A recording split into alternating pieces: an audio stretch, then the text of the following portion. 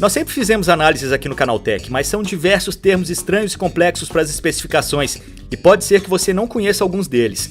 Para resolver isso, começa mais um Canaltech Responde. E quem sugeriu o tema desse episódio foi o Kleber Augusto, de Jaboatão dos Guararapes, Pernambuco. E aí, Canaltech, queria saber melhor o que significam as especificações dos celulares, memória RAM, quad-core, octa-core, GPU, Snapdragon.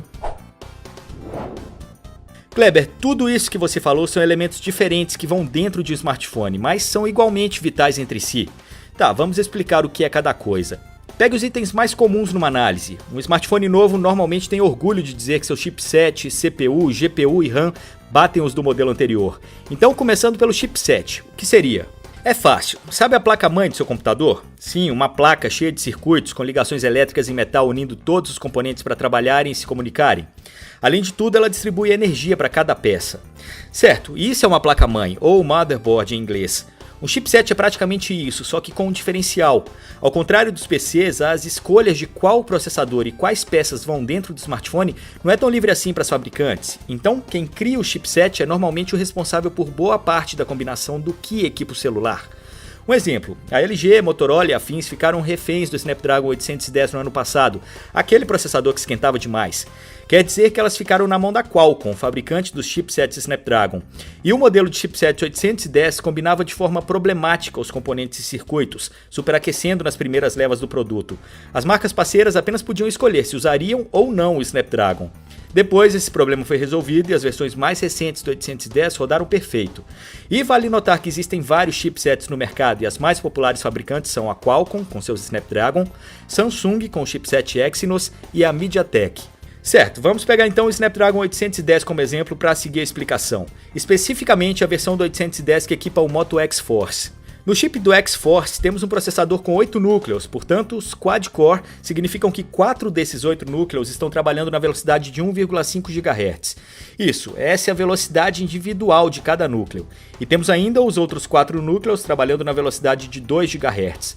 Os termos Cortex A53 e A57 indicam a arquitetura, o tipo e tamanho das conexões utilizadas no processo de fabricação dos processadores. E é claro, né? Dual-core, 2 núcleos, quad-core, 4 e assim por diante. Bom, anotou tudo? Esses foram os dados da CPU, do processador de um smartphone. E um chipset abriga uma CPU que tem núcleo, certo? Então, em frente. O Snapdragon 810 tem uma GPU Adreno 430. Ela nada mais é que outro processador, porém especificamente desenhado para gráficos, imagens e 3D. É isso que faz a diferença na hora dos jogos rodarem, por exemplo. Cada GPU tem especificações próprias e, com um pouco de pesquisa, você acha. A Adreno 430, por exemplo, trabalha a 500 MHz. Certo, isso foi parte do que compõe um chipset, ou SoC, Sistema num Chip.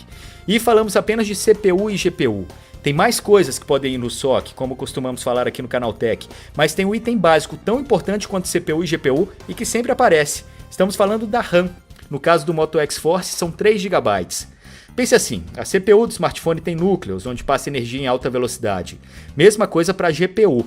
Para guardar os dados que está pensando naquele momento, a CPU precisa de uma peça que aguente transmitir dados tão rápido quanto sua velocidade, e a memória RAM faz exatamente isso.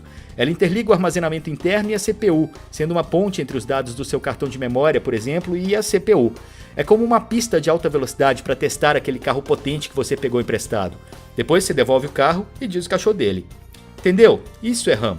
Um chipset com uma CPU e GPU além da memória RAM. Isso é o básico que pensamos ao pegar um celular para análise em comparação ao modelo anterior.